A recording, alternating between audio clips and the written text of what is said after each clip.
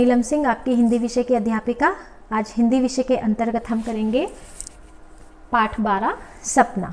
बच्चों, ये एक कविता है, लेकिन इस कविता में सपनों के माध्यम से बताया गया है, सपनों के बारे में बताया गया है। सपने क्या होते हैं? सपने केवल कोरी कल्पना नहीं होते। जो हम सोचते हैं कि सपना, ये सिर्फ केवल कोरी कल्पना नहीं है। विशेष रूप से वे सपने जिन्हें पूरा करने के लिए हम लालायित रहते हैं। अगर हमने अपने मन में कुछ सपना बनाया है, हमने कोई सपना देखा है कि हमें अपने जीवन में ये चीज़ पानी है, तो हम उसको पाने के लिए लालायित रहते हैं, उत्साहित रहते हैं।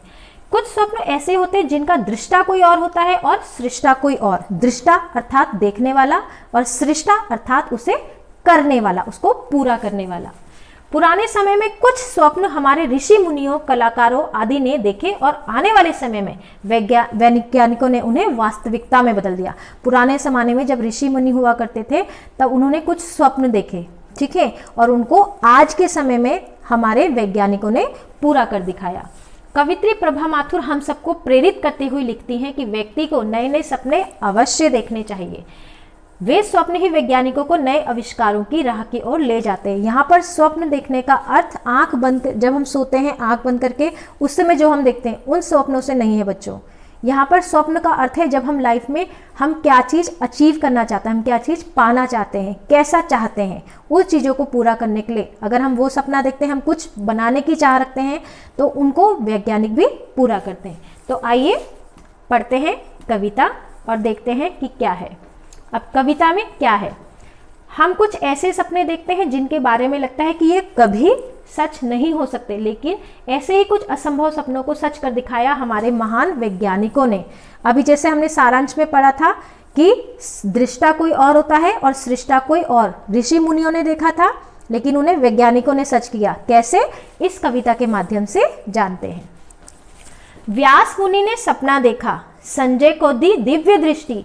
महल में रह रहे धृतराष्ट्र ने देखा भारत का वह महायुद्ध। बच्चों, जो महाभारत का युद्ध था, जो धृतराष्ट्र थे, जो कौरव के पिता थे धृतराष्ट्र, वो अंधे थे, वो आंखों से अंधे थे, वो देख नहीं सकते थे।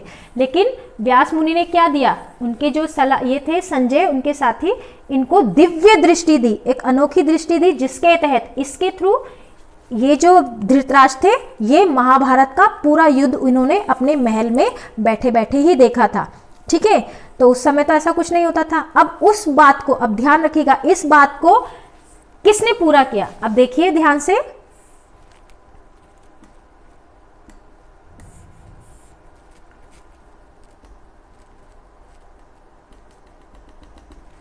व्यास मुनि के सपने को, अभी व्यास मुनि ने दिव्य दृष्टि दी थी ना संजय को, जिसकी वजह से धृतराष्ट्र ने महाभारत का युद्ध महल में बैठकर देखा था।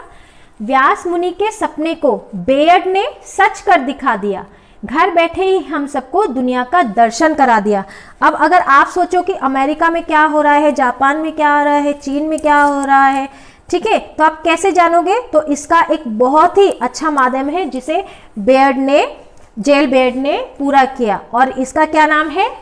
Very good, television. तो टेलीविजन किसने बनाया था? बेयर्ड ने बनाया था ना। तो आज हम घर बैठे ही, अगर दुनिया भर की हमें कहीं कुछ भी देखना हो, तो हम घर बैठे बैठे टीवी के माध्यम से ये देख सकते हैं। इनको तो दिव्य दृष्टि मिली थी, लेकिन वैज्ञानिकों ने हमें दिखाने के लिए टीवी बनाया, जिससे हम अपने घर में बैठे बैठे पूरी दुनिया का नज़ारा ले सकते हैं, ठीक है। अब आगे देखते हैं।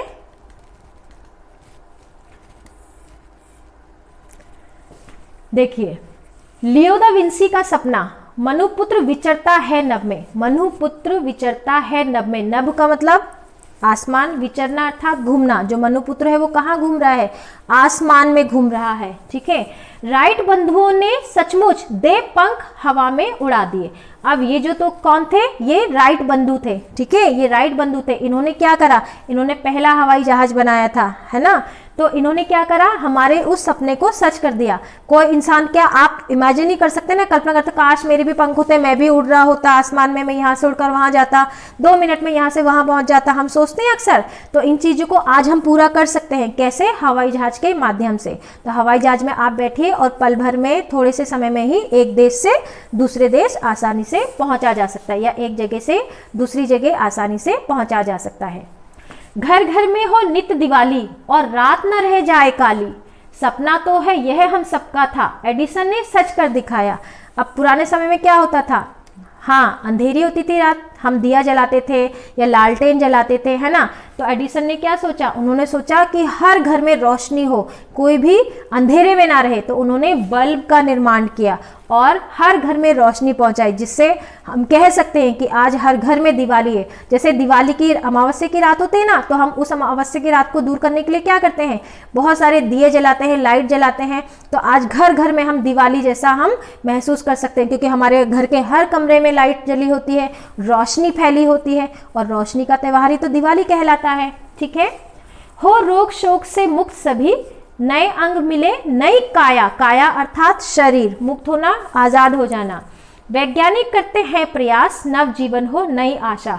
अब यहाँ क्या कह रहे हैं, जो वैज्ञानिक है वो ये प्रयास कर रहे हैं कि हमें किसी प्रकार की बीमारी ना हो। अगर हमारे शरीर का कोई भाग नहीं है, कोई अंग नहीं है, तो वैज्ञानिक उसको कृत्रिम रूप देकर उस शरीर के अंग को बना सके, जिससे प्रत्येक व्यक्ति जो है वो निरोग रहे, स्वस्थ रहे और अपने आप में सक्षम रहे।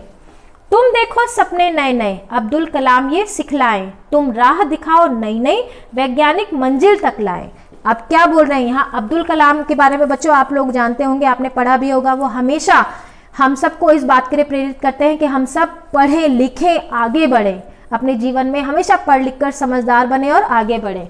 तो वो क्या कह रहे हैं कि आप सपने देखो, सपने का अर्थात कुछ बनने की सोचो, कुछ दुनिया के लिए, देश के लिए करने की सोचो।